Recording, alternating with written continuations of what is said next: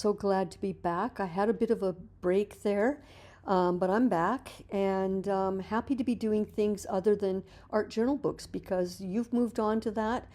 On from that, I've given you all my tricks. So let's see what we can do with big pieces of watercolor paper, which we will eventually crop and put in little frames because these are going to be worthy of putting on your wall. And I'm really excited about this video. These are my pan pastels. They're extremely soft and powdery. If you've got any kind of allergies for dust, I would suggest wearing a mask. Anyway, and you'll get them all over your hands, but you'll have to keep washing your hands between touching things. Anyway, they're really wonderful for quickly covering large areas of canvas and paper in a very quick manner. So I apologize for my head getting in the way occasionally, but it's the only way I could do this is to have the camera higher so that I can show all three large pages. And eventually we'll zoom in on each page. So I'm doing my typical mark making as a beginner. Quite often, if you've watched my videos, you know I do this almost all the time. It gets me into a zone. It gives me something to put on the paper for a start so that I'm not so afraid to get started. Sometimes these lines show up later on. Sometimes they get hidden, but that's the joy of doing the layers like I do. You never know what will be revealed, and it's usually happy surprises. So I've got colors that I'm going to use that match the paints that I'm going to use, but because they're pencil crayon, they're going to show up slightly differently. So we're going to have fun with this. So I'm just loosely doing it. I'm not trying to control anything. I'm just trying to scribble it out on the page just to get into my zone. By now I'm already in my zone. I'm not thinking about my day or anything. So I'm going to pick out some fun colors. I'm going to start with cool colors. All they'll do is a layer of cool colors, and then when I cover that up with matte medium and it dries, then we'll do a layer of warm colors. So I'm starting off with pinks. It looks like I'm really rubbing hard, but I'm not. It's just I'm trying to hold the pages down, and I'm trying to hold the sponge and not have the sponge fall off of my fingers. So it looks like I'm really rubbing hard, but I'm not. This paper is a little bit grainy and textured, and it really accepts the powdery pastels well. It's so much fun. I really, if you've ever got to do something as a big background, for example, if you want to do this on paper and make wrapping paper, it's a great way to do it because you're not bubbling and wobbling the paper with wet paint. It's dry, and then you put matte medium over it, and so it doesn't buckle the paper. So try it out. They're really a lot of fun. And I'm using these cheap, you can buy special sponges from, the art store that are meant for this, but these cheap makeup sponges are made of the very same kinds of sponge, and they work really well. I'm always trying to save money if I can. You'll notice with all my videos, I'm sticking to about the same 5 or 6 colors. Then my matte medium, I'm really keeping things simple for you. And notice, after a whole year of videos, I've never once taught you how to draw anything. You do not need to be an artist. This is all just letting loose and being creative and fun. Playing's a big key word here, playing for your soul. And it's just so fun. I missed it. I won't get into it, but I had to take a gap for a while. And I can't tell you how delighted I am to be back doing this. And thank you for joining me. And I want to say a special thank you to Terry for reaching out to me in an email and asking how I am because she noticed my absence. And I really, really appreciated that. That's so sweet. And I appreciate everybody's subscribing and everybody's comments, and I just love that you're watching it and that it interests you. And I hope you're learning lots from it. Let's get that matte medium out. So the thing is with that powdery pastel, if you don't put something to set it, it's just going to smear and smudge. The only other thing you could do is spray a fixative, and my favorite fixative, believe it or not, is hairspray. But if you were to spray a fixative, it would just set the scribbles the way you see them now. Whereas you can see right now when I'm spreading with a big brush matte medium, it smears the pastel and it makes it more smudgy and interesting. And I'm quite liking that. It still looks a bit scribbly, but wait till we get the second layer of colors. Eventually what I'm going to do is use these matte frames. And you can see that already if you look at them and you could play around. These are oversized watercolor pages, and I did that because I know I'm going to chop them up into smaller framed pieces of art. So it's just quite stunning how you could start off with a big mess on a big piece of paper, cut it up, enhance it a little bit, and you've got amazing works of art once you frame them. So this is a really fun day. I hope you enjoy it too. So here's my warm colors. I've got a very warm red, warm yellow, a gold. The yellow's a little bit citrusy, but that's okay. It's still going to go well over this layer. That matte medium coating over top these pages is all dry by now. So I've brought out, forget the sponge there. The thing is, you've got to use clean sponges, because if you don't, when you press the sponge into the powder like this and then press it onto the page, if there was any previous color on the sponge, it's going to pick that up and make it dirty. So make sure you have clean sponges for each color. Again, this is a bag of cheap sponges, so I can afford to do that. This yellow's quite bright. I'm starting with it. Notice when I put it over top darker areas, it goes a little bit muddier. And when I go over the lighter areas, it stays bright. Play around with it. When you go to the art store, look for these. Again, keep in mind, even ask the clerk in the art store, and they can help you choose to keep your colors bright. Because pan pastels can quickly, when you layer them, they can quickly turn into mud if you don't know what you're doing. I will put in the link below. I'll try to remember to put that in my notes, which colors I actually used. Notice when it goes over the white of the page, it's even brighter. I'm being very random here. I'm not planning anything in my head at this point. The goal in my head is to get lots of patches of color on all three of these large pages, and then decide later on what comes out from that, what inspires me. I'm an intuitive painter. I rarely plan anything except the colors. The rest is just happy surprises, and I very much work spur of the moment, whatever comes to me, as the painting gets further and further along, it starts to almost speak to me and tell me what it wants to be. I know that sounds weird, but that's just how I work. This gold is very similar to my favorite quinacridone Nicolazo gold, so that's why I'm using it. It goes a little paler when it's over the yellow, and then when it's over top of any pink areas, it goes quite dark. Again, this is just fun. This is just going with the flow.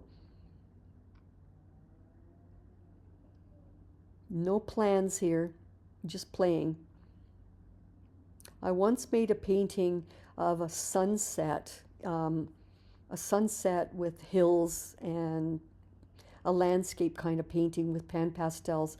And I tell you, I think I did it in 15 minutes. It was so easy to just smear this around the page and make something of it. It was a lot of fun. I think you'll enjoy them. They're more fun than regular chalk pastels because you can cover a wide area with a wide sponge. And you don't get the scratchy crayon marks. You get smooth patches of color as you spread it around. See how dirty that looks when it goes over top that pink. And it stays brighter over top of that lighter area. One of the three things I work on with my abstracts are color, movement, and energy. And you'll definitely know with my work that it's very colorful, but I think it's got a lot of movement and energy. And I think movement is important, especially when you've got a painting for the wall, because you want the viewer's eye to move around the page. So quite often I will tell you what's going through my mind as I do things, so you'll know what decisions I make for balance of shapes and sizes, balance of patterns, um, a good balance of um, tints of color, values of color is what they call it. Um, you don't want everything to be too busy and all the same size. You want things to be a variety, but you need soft places for the eye to land as well as busy textured places. So that's kind of my process. That and many, many layers. And never fall in love with anything too much because it's going to change, believe me. Most of my abstract paintings are easily 10, 12 layers. I'm just giving each page a tap to get rid of any loose powder and then wipe that back. You got to go wash your hands because there's powder all over them. Now let's do another coat of matte medium over top of this layer. I've sped this up because the video gets quite long, and if I kept this the normal speed it would be a 2-hour video. So bear with me with these speedy parts, and because it's such big pages, that's why I have to speed it up, because there's a lot to cover. Look at how fuzzy and soft and magical this page looks already.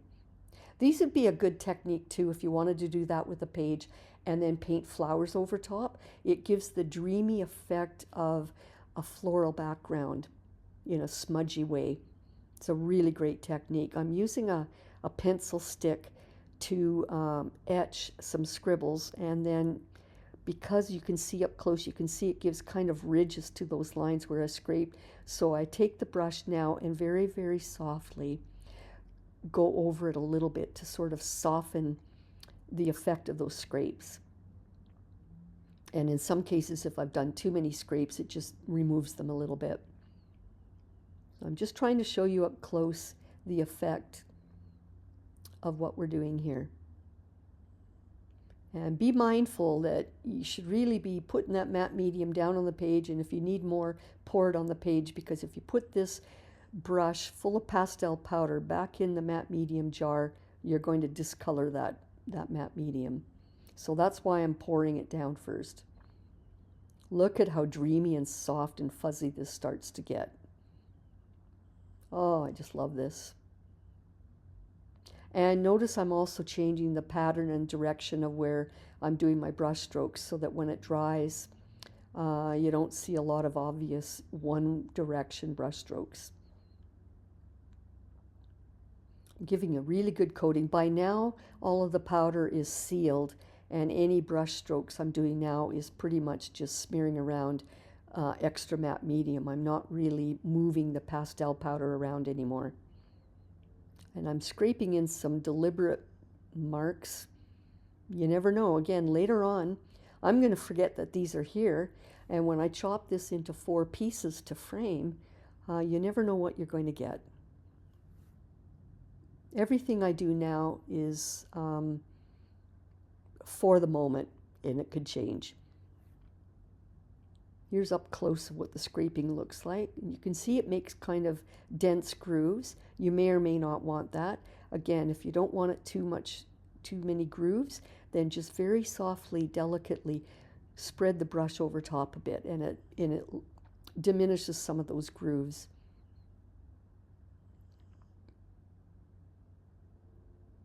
And don't fall in love with these colors. This is going to change.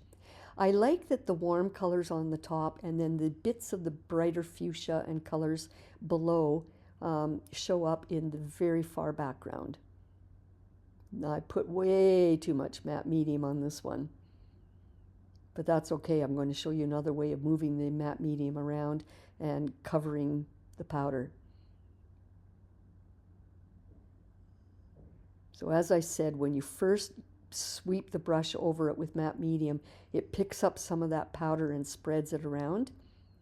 But as you go more and more layers of matte medium over it, so that's what I'm doing there. And I took a tissue to remove some of the matte medium, and then I realized, hey, this is a good way of spreading it around with a different swooshy pattern instead of the brush strokes. This one's going to be a little more pale than the other two, and I don't mind. I like that. I want them all to be a little different. Very cloudy looking.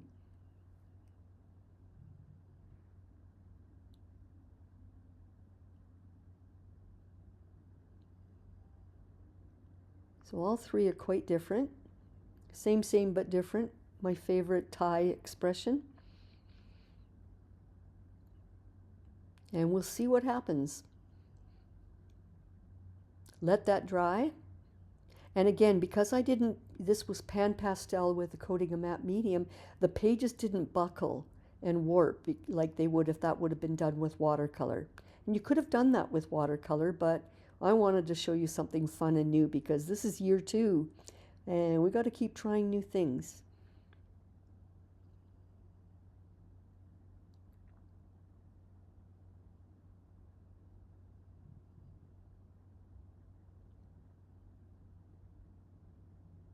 I've got a roll of paper towel with an amazing pattern on it.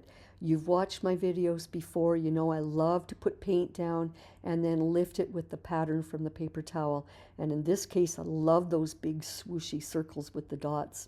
These are the colors I pulled. I didn't use that bright iridescent gold, but the other 3 I did. All 3 of those are fluid acrylics, which are a little bit more pasty than the small tubes of high flow acrylics that I will use later. The ones I use later that are more fluid are also more transparent. So in this case, because I want to, what I'm going for here is an obvious pattern texture look on these pages now with light colors but deeper. So I'm using my nickel azo gold first, and this time I'm doing dry on dry right on the page. Just to see if that will work, lifting it with the paper towel. You'll find out that it wasn't as good as I wanted, but that's okay. I like to show you options. So I'm painting that. It looks dark, but I'm going to lift some of that back with the paper towel, and when I lift it back, it's going to leave an imprint of that pattern, those circle patterns that was on the paper towel. It's so much fun.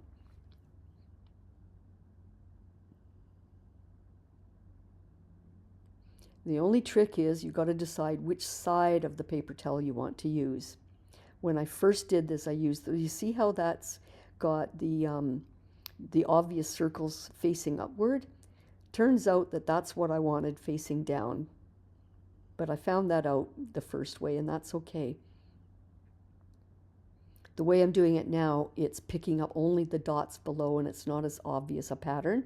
Although it is still a pattern, it's not what I wanted, but there's nothing wrong with that because it's a pattern. I'm looking for texture here. But I'm going to spray some water there because I realized, because I've had such a long gap between this and my last videos, I forgot that I needed to wet it a bit first, so that's okay. This time around, I still did it. You see how it's working now? You can see it's going to lift more, but it's not the right side of the paper towel. But when you do this yourself, you'll figure out, practice on the side if you need to, you'll figure out which side you want to use.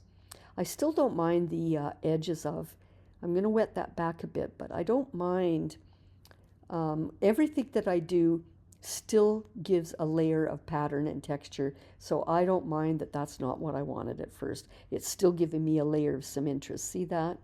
There's still some interesting stuff there that you couldn't even think of painting down. This only happens by putting paint down and then lifting off and doing it in layers.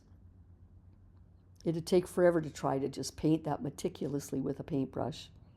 This time I've put water down and I'm using a lot more water on my brush before I dipped it in the paint, and this is going to do the trick. And again, you've got to use a denser paint. If I used it too runny like a glaze, it wouldn't be as effective.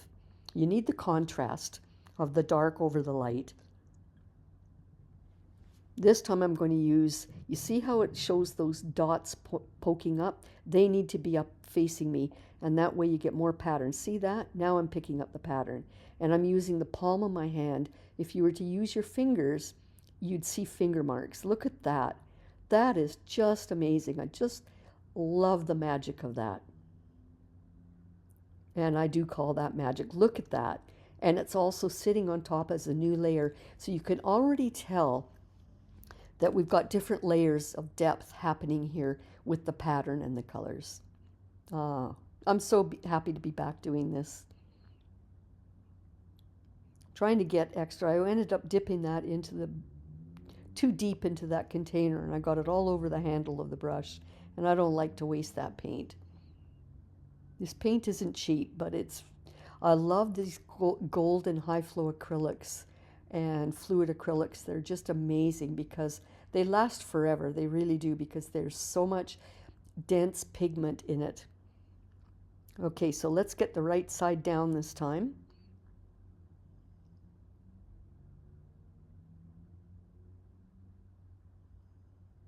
Look at that. And it works differently in each area, and that's okay. I like that it's different all around the page.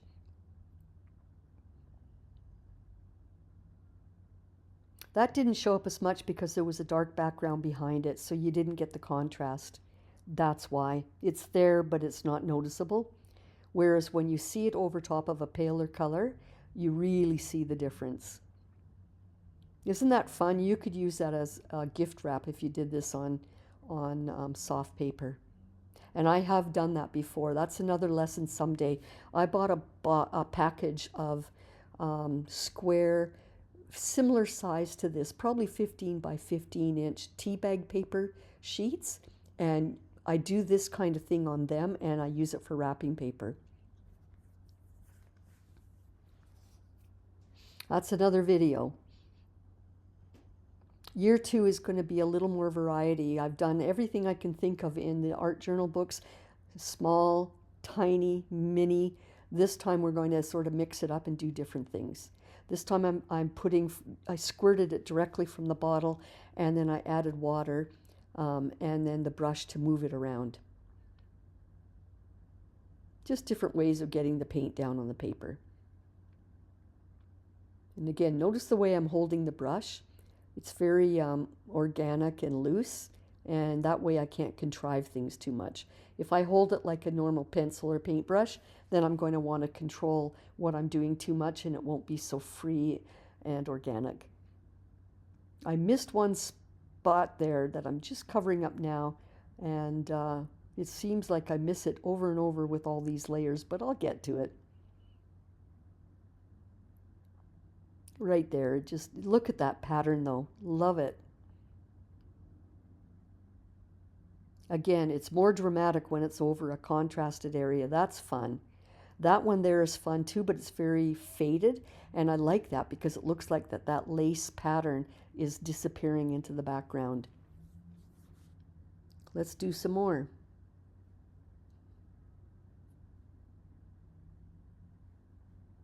And I like that it's different everywhere. It depends on what part of the towel, depends on how much you pat it down, depends on, there, I just decided to smudge that little defiant spot. I'm really happy with this. You can see some pencil marks showing through. That was fun. Let's go on. And this time I know better. Let's spray first and then add the paint. Notice I'm not using my darker color, which is the quinacridone. No, the darker one is red iron oxide. This is quinacridone nickelazzo gold, which is a little bit lighter. If I decide to use the other color later, it'll be another layer where I see it needs it. But I do that much later once I get a good idea of what the painting wants. So I'm just randomly, again, and I'm trying to make them all look different, and I'm just randomly moving this around the page. Notice I left quite a big open gap on the top right there, that shape. I did that on purpose. We'll see what happens later. Get the right side facing down. I want the indent of the holes so that on this side you see the holes poking upward.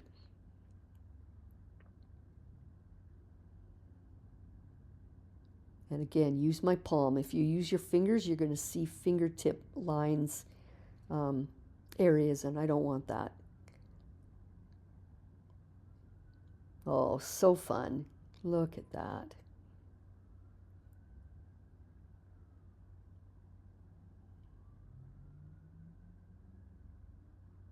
If you were to do this on a cloth canvas 1.5 inch board, it'd be a little harder to manage because it's so soft and it indents. If you were going to do that on a canvas, I would stick a heavier box or piece of board underneath the middle of the painting so that when you press down like this, you've got a surface to press against. Look at that. That is so fun. Oh, so effective. You could easily do this on wood cradle panels, definitely, because they're firm.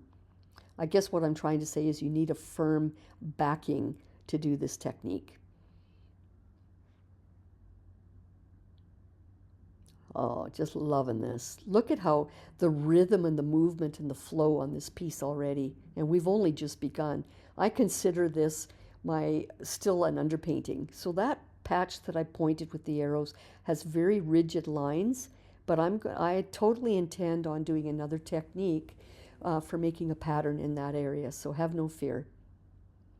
Please, if you like what you see, please like and subscribe, and even better if you can share with people because it gets out. It's really hard to get in the YouTube algorithm, and you really need viewing hours, so not just clicking on it, but watching it through to the end. So it really helps. It gives me encouragement that I'm doing the right thing. I'm in demand for something that's of interest to you, and that's great. I mean, I'm doing it for my soul, but I'm doing it for you as well. Look at already when you see the possibilities of putting a frame, it just magically makes it come to life.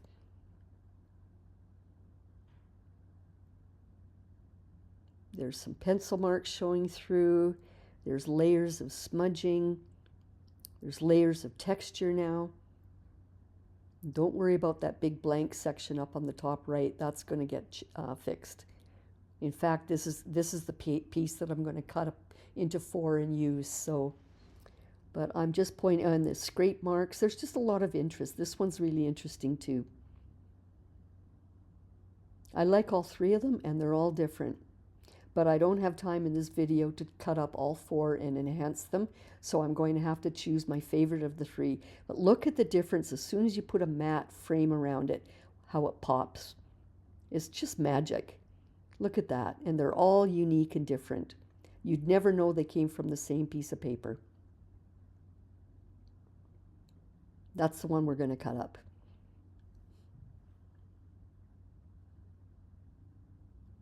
Just one more look at them all. Oh, I don't know, I just love the vibe that they give. And you know, they're nice enough as they are now to go ahead and frame, but there's not as much depth as I want. I find they're not as dynamic as I could make them. So once I cut this up, we'll enhance them with more texture and more depth. This is just the halfway point. I'm just letting you know that that's going to be 4 happy frame pieces of art. You could leave them as they are and write quotes on there or something thoughtful if you wanted to even make cards out of them, but we're going to take it a step further. But I'm just reminding you how cool they look once you frame them. So this is 15 long, so half of that is 7.5. I'm just double checking that there's an extra space all around the window of that frame so that it's well hidden underneath. And then half of 11 is 5.5. So I'm just making sure that there's a good amount of painting below the window of that mat. I'm happy I bought this set of pages because they work well. Had no idea when I bought them that they'd work that well with these mats, that I had a box of each size of these mats. So I'm just marking that off and going to cut the 4 shapes. But I'll speed that up for you. There we go. Already they look like individual paintings. And you wouldn't even have thought to paint this. I mean, I wouldn't have thought of this in my imagination to just go ahead on each piece and paint that. It wouldn't even have occurred to me. But look what we got.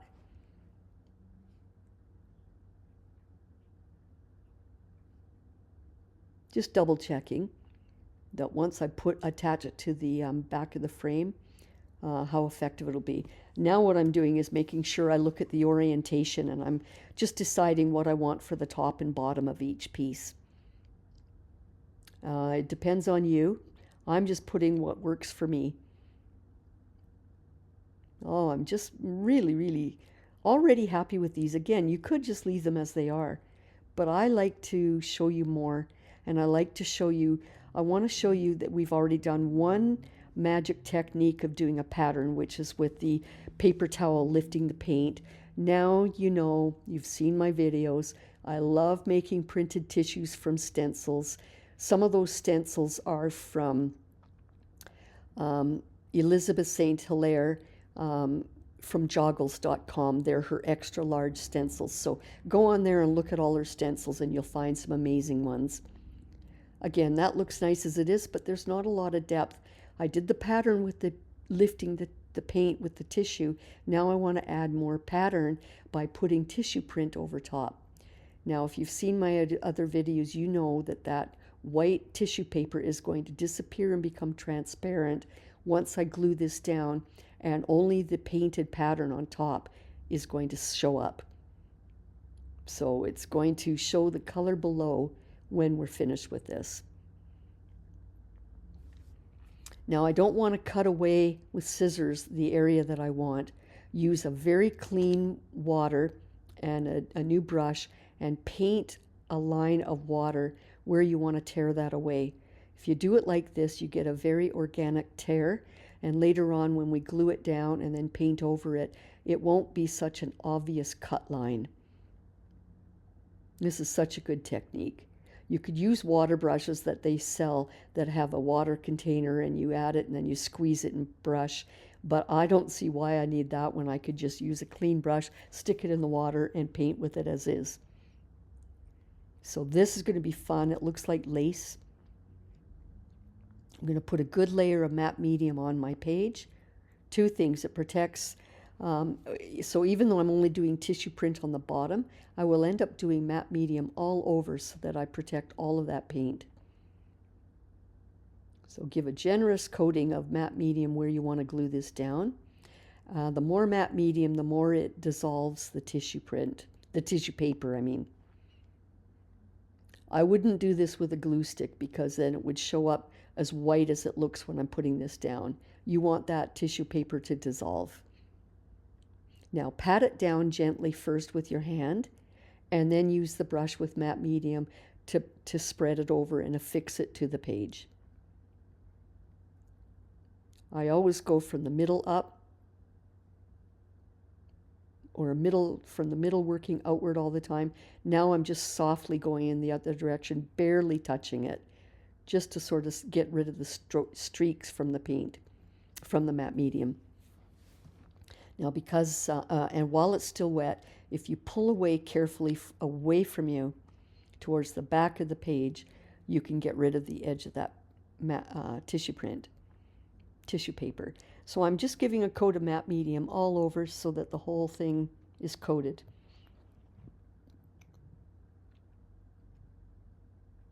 I'm trying to decide what areas need a pattern. I saved time by not showing you my decision on which ones to choose because it would have taken too long, but these are the patterns of printed tissues that I did, and now I'm just showing you how I can rotate them around and decide how they fit on the page. The other thing I wanted to say is you'll notice here and in my videos where I do printed tissue prints, I almost always do white as a print, because when I glue this down over top, I don't intend on leaving these white, by the way. These prints that I'm putting down are white right now, but later on I'm going to glaze colors over them. So I'm going to have beautiful textured patterns across the page in colors from these white prints. That's magic number 2. I know this for sure is Elizabeth St. Hilaire. I just can't remember which one, and it's from her Gustav Klimt collection. I like her collection of those stencils because they're just so wonky and fun and geometric. I really like her artistic style. And because I did the entire page this time, I'm going from the center outward. First I tapped it all down in place because the larger the piece of tissue print that you put on the page, the harder it is to put it down with matte medium without overlapping it or smushing it and buckling it or tearing it. So you've got to be quite gentle with it. Again, I'm tearing away from the front towards the back. Later on, when it dries, I'll cut that excess off. So remember, this would look kind of funky and fun white as it is, but I'm going to glaze these. The idea is to get another color of pattern on my page. There's a bit of a white smudge at the very top center there, but I'm going to deal with that. And that bit of tear at the bottom, don't worry about that. Number one, it's going to get hidden by the frame, but I'll show you how to take care of that. Look at how fun the pattern is on this. It doesn't need too much, this one, so I chose a honeycomb stencil that I printed. It's like a wonky honeycomb, and it's very delicate and lacy. And I chose this one because I didn't want to overpower this page. And I don't need all of it. I'm, again, isolating where I want to tear away because I want to preserve a lot of that lovely print that I've already put on the page. Again, all this white tissue paper is going to disappear. You're going to see the colors underneath.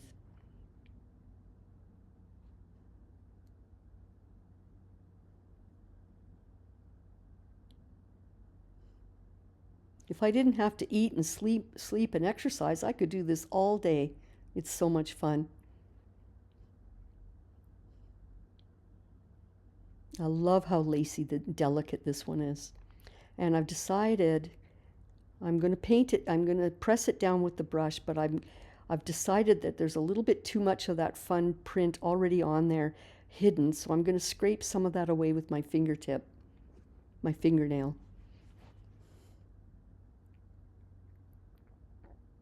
Right there, I'm just scraping some of that back while it's wet.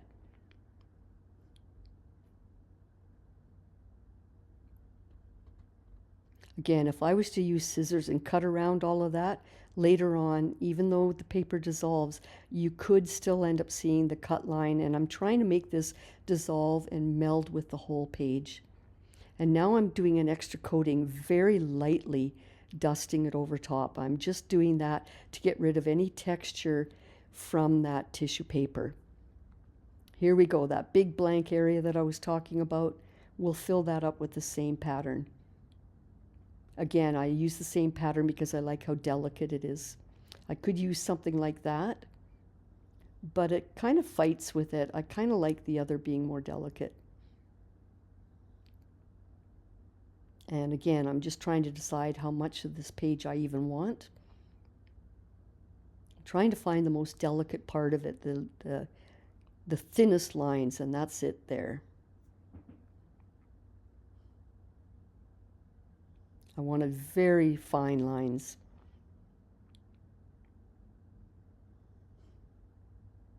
So I've got a second pattern on here that works with the first pattern, and they're different shapes, different sizes, different thicknesses of detail.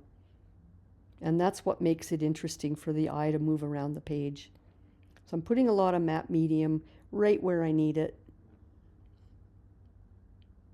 Again, that will help dissolve the paper.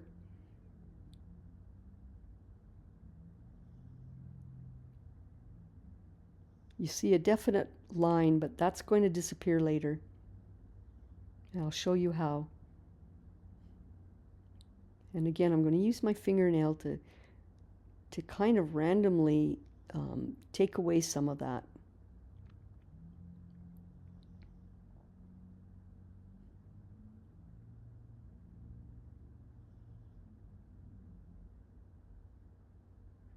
You got to be careful, because if you overwork this, you can end up with the brush. The brush will pick up and take that damp, soft, mushy tissue paper. It'll take it right off. But while it is mushy, I can go in here and grab away what I don't want. But just be very careful, that part right now, keep it delicate. All I'm doing is trying to delicately add a little more matte medium to cover the thickness of the edge of that paper. And I'm just covering everything else on the rest of the page.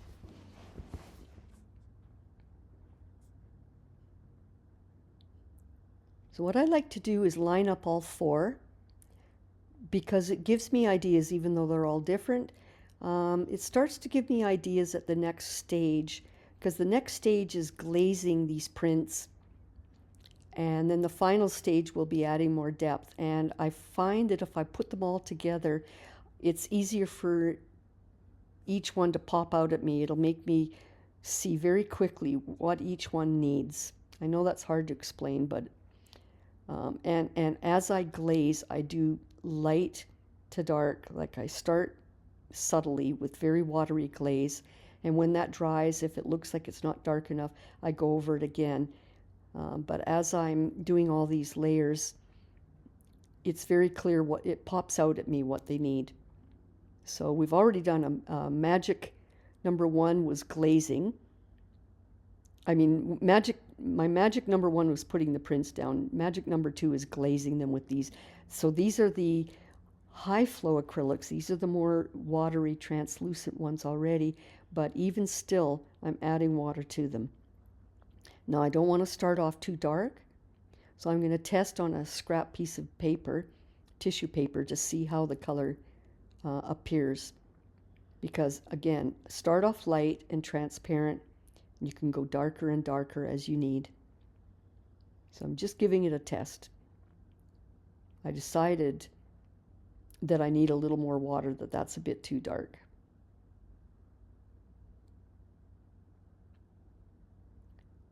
I'm using a very fine brush for this. Now I'm going right over top of everything because later on I'll wipe excess off, and what will remain is a glaze of pink over top the white print. This is magic. Love this part.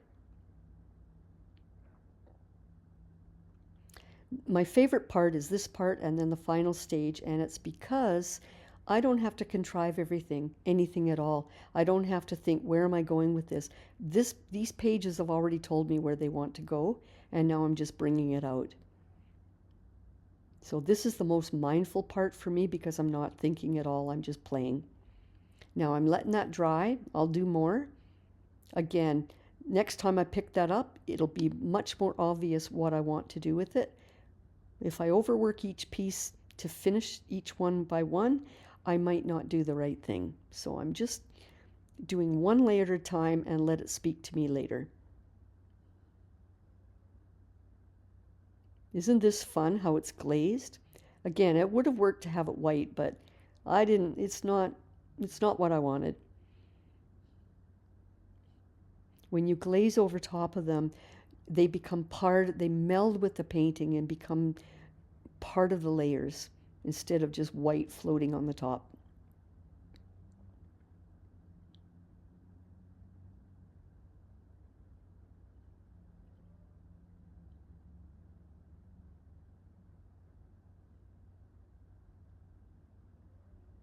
And I'm always dabbing with a tissue. You'll see me dabbing all the time because I don't want clear paint edges. I want it to be very cloudy. So I'm always going to dab it today with tissue. Right there where you see those lines, that's going to get dabbed so that you don't see the paint lines. And then again, it melds and gradually shifts and melds with the rest of the page.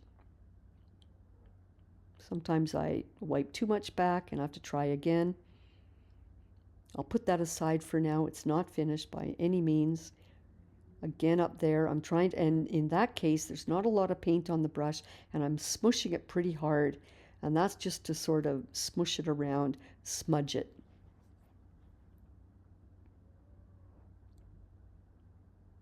At this point, I'm also thinking of balance of shapes and flow around the page for the eye. So a lot of times I want movement of colors going top left to bottom right, or top right to bottom left, or I want movement of the areas to move around the page. And you can see this is magically starting to happen.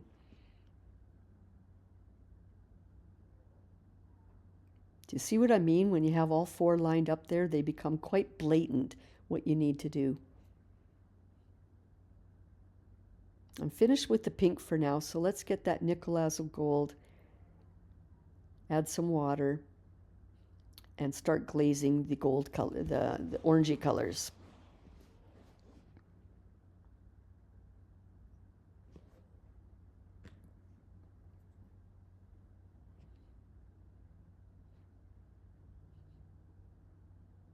I'm going to start quite light.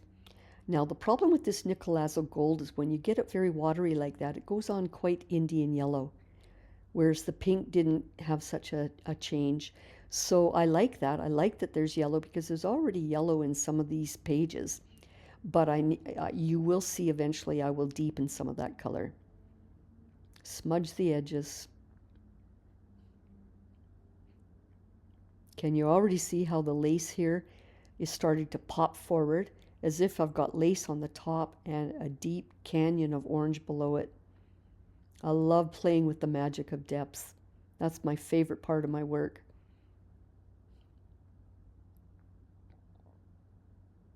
The other thing I do at this point, actually not so much now, I'm going to do it later.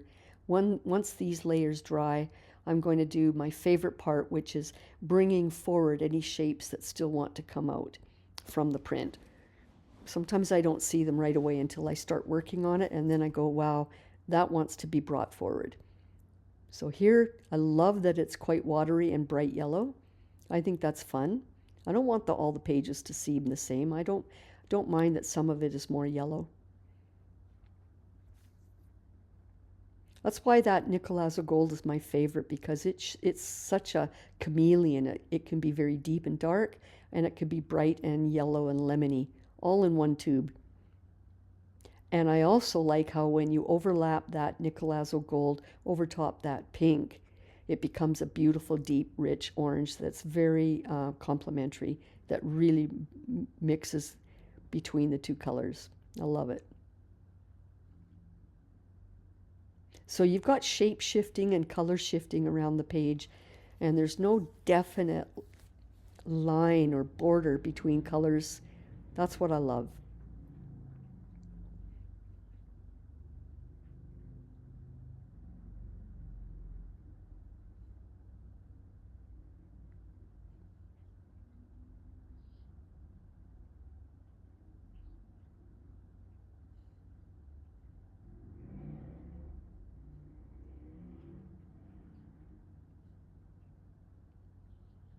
That yellow goes so well with that pink.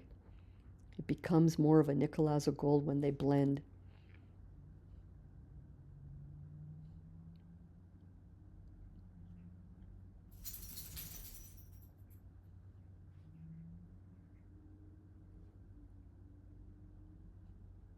I don't want any of the white print to show up in these, so that's why I keep going over it. I'm trying to stick with yellow, nickel azo gold, and 2 shades of pink in the color story. I don't like to get too complicated with colors.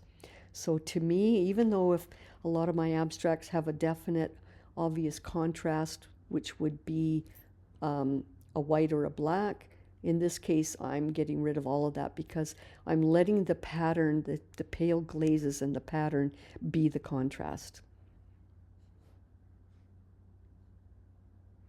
And on this one, up above my left finger there, on the top left area where I scraped some lines with that wooden stick, right there, that white scrape, I like that's quite white right there, and I'm going to leave it. You'll notice that I leave that alone. It kind of jumps out. Now, even though I don't have white anywhere once I cover all of these, I do have shades of yellow and shades of pink that give lighter and darker pattern.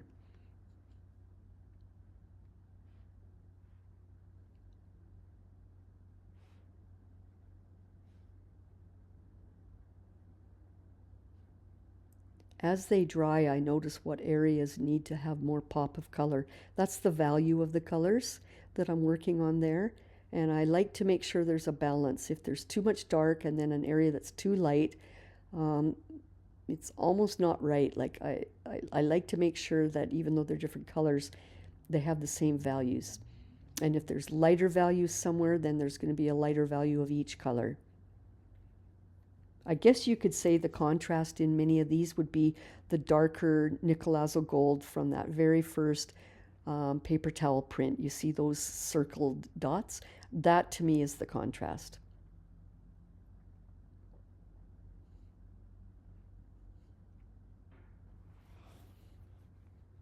We're getting close.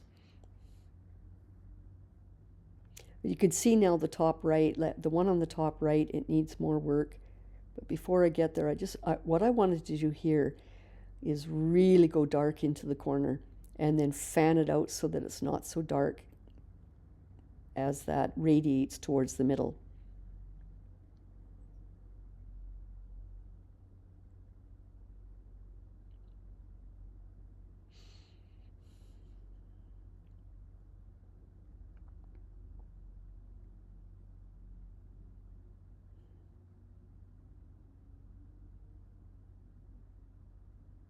Now, if I was to say, oh, I love what each of these look like, I'd like to have each of them big, you'd have to have a very big piece of paper to be able to do it and then cut them up and do this. And I'm saying that because if you try and do it originally on a big piece of paper, just one ofs, you'd contrive it too much. You wouldn't come up with these happy surprises and reorient the page and just come up with intuitive shapes and patterns. It just wouldn't be as successful.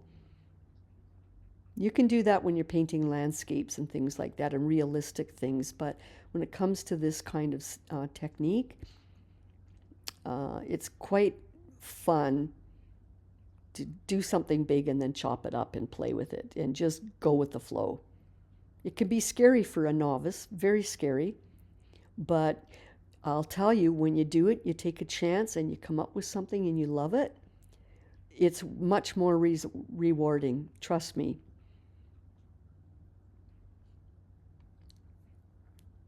And I hope you get to that point where you take gambles, take chances, because really, those big chances that you take end up being the best happy results.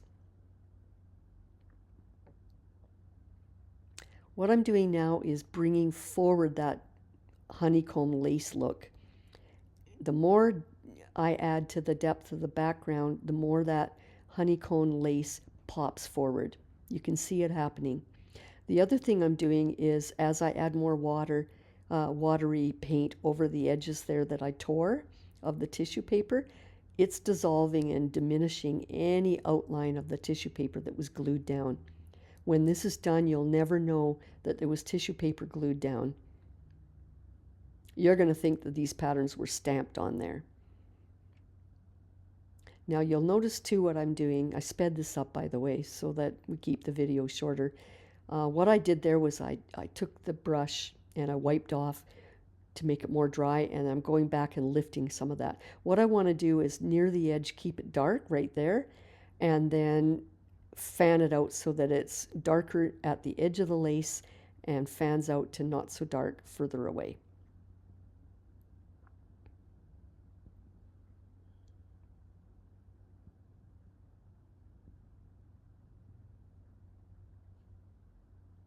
This is my very, very favorite part of the process now, deciding what shapes want to come forward.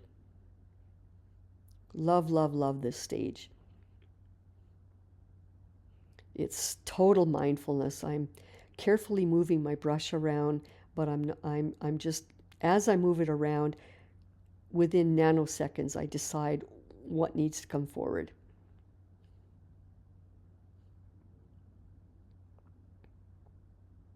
And then I'm always blending it so it's darker and then blends out. So look at those edges.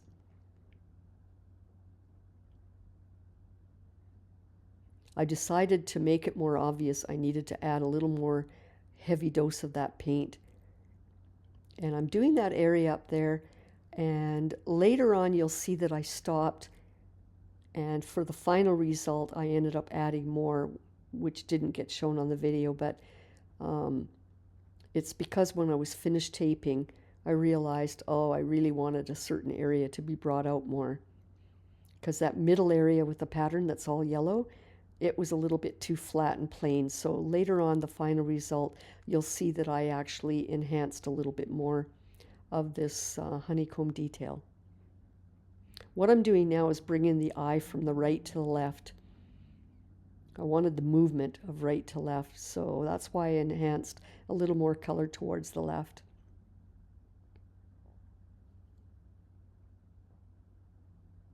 Put that aside for now.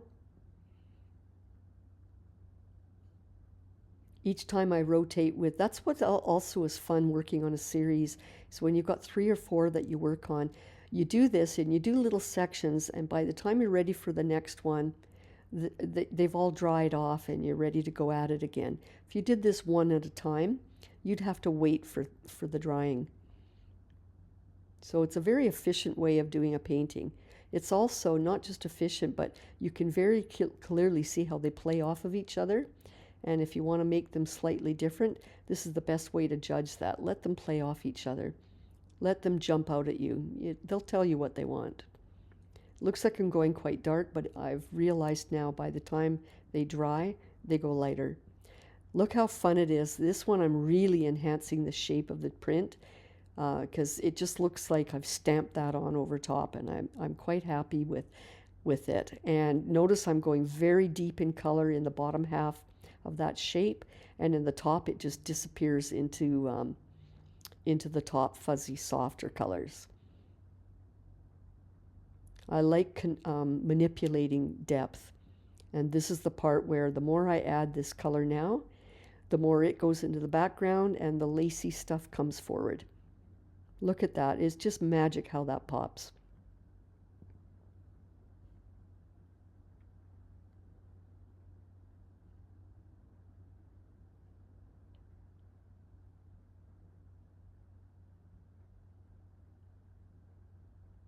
Love finding shapes that want to come forward. I couldn't even tell that when I first started. I just, as I work on it, they seem to tell me. I'm going to let that dry. I'm going to add more depth of color. I love how the lace looks like it's already floating on the surface, but I want to make it more obvious. And in this case, I've got direct, this is not the high flow acrylic, this is the heavier fluid acrylic. And I wanted it to be very dark and bold along this edge of the lace. And then I will fan it out to nothing towards the right. But this is very much making the lace bounce to the foreground. Out of all 4 of them, this is the most effective for the color bouncing forward, the lace bouncing forward. So I'm picking up some of that with my brush. You'll see I touch the right part of the thick paint and then I add it to the left so that I'm taking away some of the depth of that color there, which was too dark, and I'm spreading it around. Then I add a little more of the very watery to the right so that I just fan it out. I want it to just disappear. And I'm not using so much of the thicker there. It looks like it, but it's just another layer. I'm just trying to bring out a little more of that lace, and then I fan it out to nothing towards the left. I think this is very effective.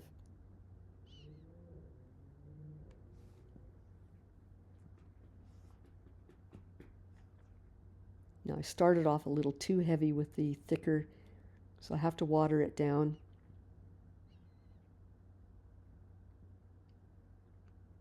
I didn't want it to make it too much of a contrast there, but I wanted the lace to pop forward. So I think that this will happen. Again, I've sped this up. Now it looks like I'm going very dark. I can always lift some of that color off later. What I do is I dry the brush, I stick it down on there and lift some of that back, and I use that paint on the brush to paint new areas.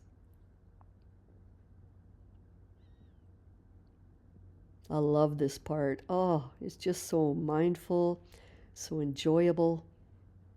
It's always such a happy surprise to see what jumps forward out of this.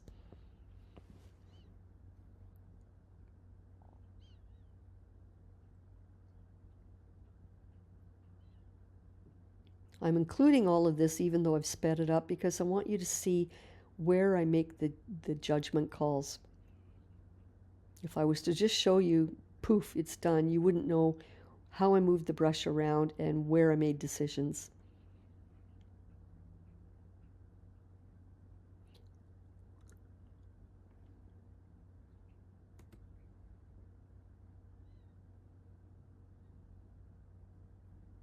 I love how the circular lacy pattern effect of this undulates, sort of goes forward and back. It's quite fun. Sorry for the head, but I had to lean closer to see.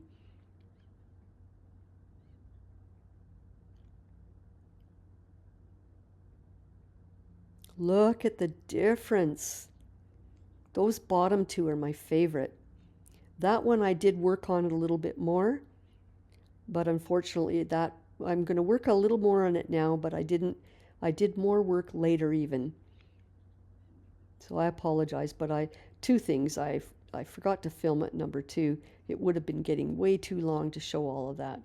So you'll see in the final framed result that in the very center of this page, I brought forward some of the lace in there too, even though it looks like just flat yellow right now. And this is how I did it. And that's the thing. You think you're done, and then you dry it, and you look later, and you go, nope, something's not quite right. When I do these things and I know it's not quite right, it pops forward. And when nothing pops forward, nothing says it's not right, then I know I'm done. But as long as there's still a chance to change something and it's speaking to me, I listen. So already it's improving. Look how you've got the honeycomb lace on the right there in the middle, and then over towards the left there, it transitions into those paper towel dots. It's like it's morphing.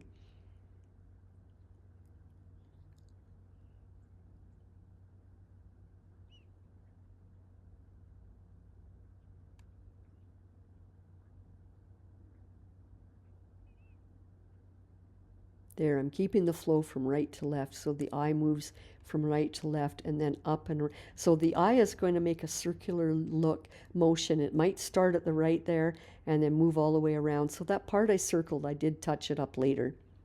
So now I'm just showing you what you could do when I got the set of matte frames. They came with this matte board as a backing, which you would use a double-sided tape to get that down, and then you don't, once you stick it in a frame, a glass frame, you don't have to do anything else. The two of them will sit loose from each other, but look at that. Look at how that transformed to a piece of art from a crop from a very busy page. I'm just crazy in love with these. I'm just so happy about them. So here they are, finished. There you go. I touched that up more. You can see the difference. Oh, I just love these. So I hope you enjoyed it as well, and I'll see you at the next one. Have a great day. Thanks a lot.